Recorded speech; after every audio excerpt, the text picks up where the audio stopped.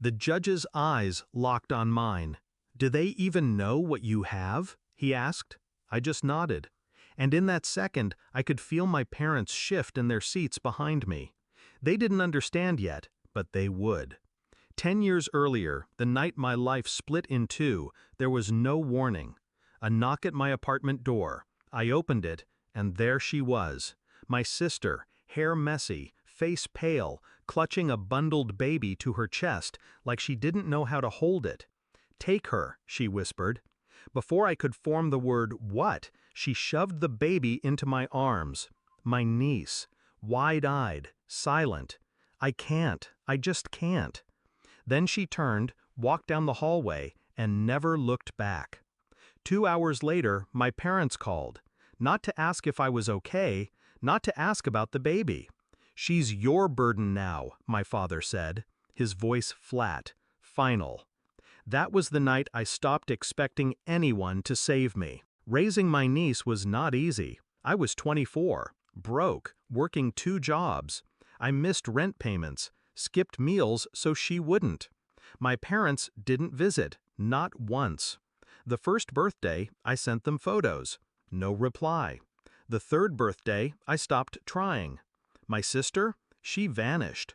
No calls, no letters, no trace. And then, 10 years later, the call came. It was from a lawyer. My parents wanted custody. They claimed I'd kept them apart from their granddaughter, that I'd poisoned her against them. I didn't yell, didn't cry. I thanked the lawyer for informing me. Then I hung up and pulled the shoebox from the back of my closet. In that box were 10 years of everything they thought I didn't have. Voicemails my sister left before she disappeared, drunk, slurring, talking about getting rid of the kid. Letters from my parents, unopened, addressed not to me, but to her, telling her to do what you have to do and we won't be involved.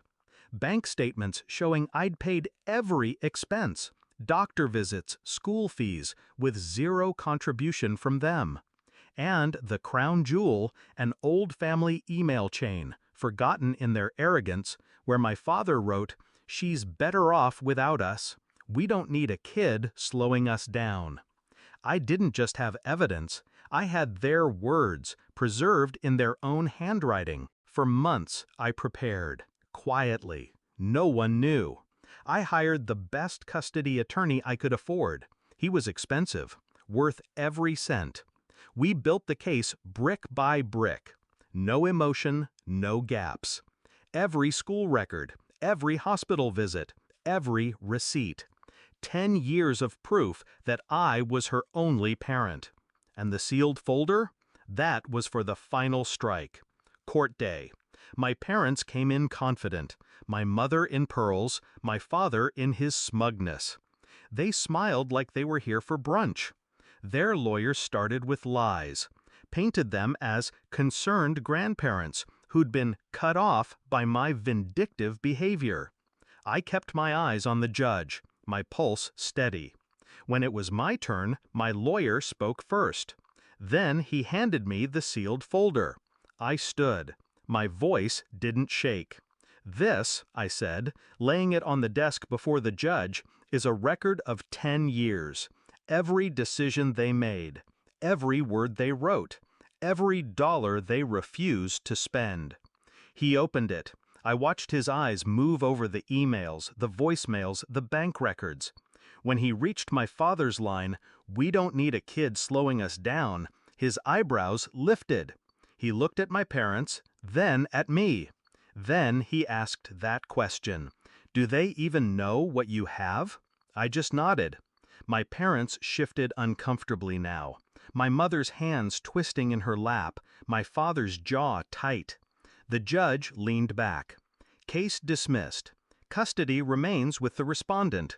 Grandparents' visitation rights are denied." It wasn't just a legal win. It was the public unraveling of their perfect image. Outside the courthouse, they caught up to me. My father's face was red. "You'll regret this," he hissed. I smiled. "I already don't." And I walked away. That night, my niece sat at the kitchen table doing homework. She didn't know the details. She didn't need to. She just looked up and asked, "Are we okay?" "We're better than okay," I said. Because revenge wasn't about hurting them. It was about making sure they could never touch her or me again. I'd carried the weight for 10 years. That day, I finally set it down.